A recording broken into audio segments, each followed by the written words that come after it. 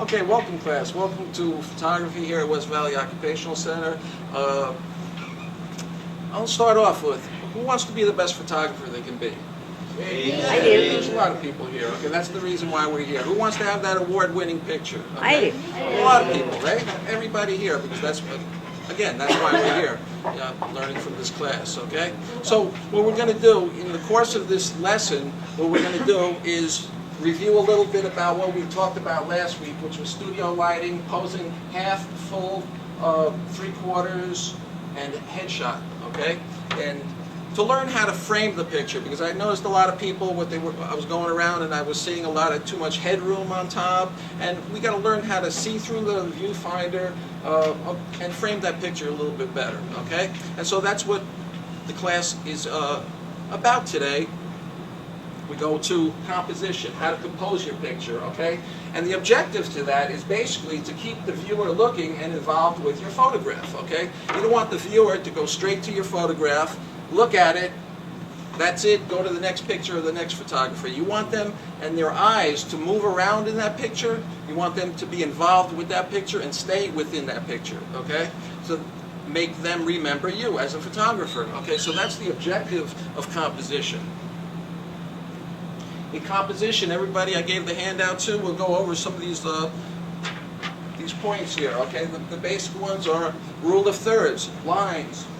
I know you can't see it that good here. Patterns, subject perspective, framing, balance and weight, simplicity, motion, key elements, color, light and atmospheric conditions, and that's it, light and atmospheric conditions. So, these are the key points, and we're going to go over them more in detail, and what we're going to do is go through our textbook, and we're going to go through some more pictures, and we're going to have a discussion. We're going to have a discussion about what points of this rule of composition are in each picture, okay? We're going to use the textbook. We're going to be on pages 154 to 169 in the textbook. And also, we're going to look at some images on a DVD and have a discussion. I just want to show you now a little bit about, also we're going to do is a little bit about camera handling. Let me just show you something here about handling your camera. Okay, some people might hold their camera and they might hold it like this, okay? They might hold it like this, okay? But what we want to do, there's a little bit of physics involved here, is find out the center part of our body, the gravity, the center of our gravity in our body, and hold the camera close to it, not away from it, because we're going to get a shaky picture. We want our picture to be sharp. We don't want it to be blurry, unless we want it to be blurry for a special effect, which we're going to get into in a little while, okay? So basically, you got to be one with the camera, grasshopper, okay? So you want to be one with the camera, and you want the camera to be an extension of your body, just like the picture's an extension of your mind, okay? So the next thing we're going to get into is rear curtain sync. Oh no! What's rear curtain sync? It sounds really complicated, but it's not. It's simple, and I'll show you the technique in a little while, okay? And panning. What is it? And we're going to practice that today as well. Again, when you hear the word panning, you're thinking about moving the camera, and you're saying, well, it's a still camera. How are we going to pan with it? It's not a movie camera, but there's a technique which I'll show you in a little while that you can get a great picture by panning the camera. Okay? So, I'm going to show you a couple pictures here. Let me just go back. Let me just shut off this light 1 second. So you can see the picture a little bit better. I know we're using a projector here. Hope it shows up good. Let's go back here. And just by tilting the camera a little bit, you can get a more interesting picture than if the picture was, the bottle was shot straight. So just by tilting your camera, that's one technique we can use. Just adding some color. These are the things we're going to go into in a little while. Adding color and not centering something in a picture. It's called rule of thirds. Okay, there's a little bit of math involved here.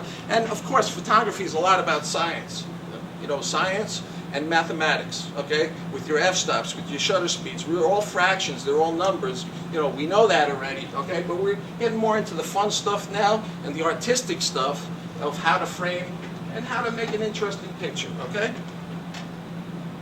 Showing a little bit of motion in a picture of a still object.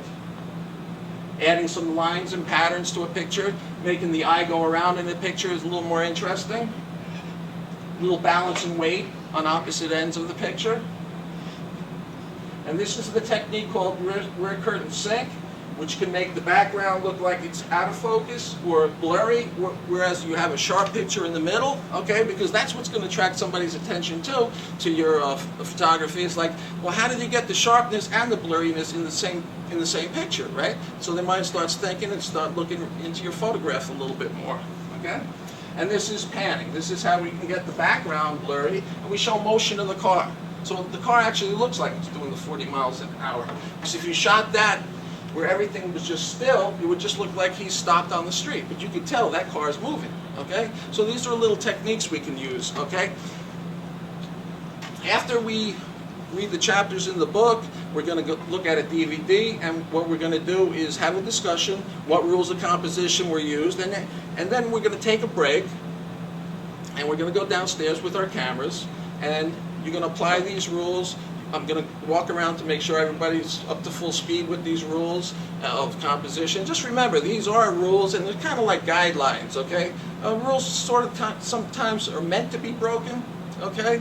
But you have to learn them first before you can break them, okay? So the thing is, we learn these, it'll help us make a better picture, and we're going to practice that downstairs. I'm going to walk around looking at your little monitors on the back of your cameras to make sure everybody's up to full speed with this, because next week we're going to go on a field trip to put all this into practical application, what was learned, and apply the rules of composition, okay? And so, well, that's basically it. I want you guys to just have better pictures, because I want you guys to have that award-winning picture. So basically, right now we could start off with looking at our textbooks on pages 154 through 169, and I'll get back to you in about 20 minutes, okay? Thanks.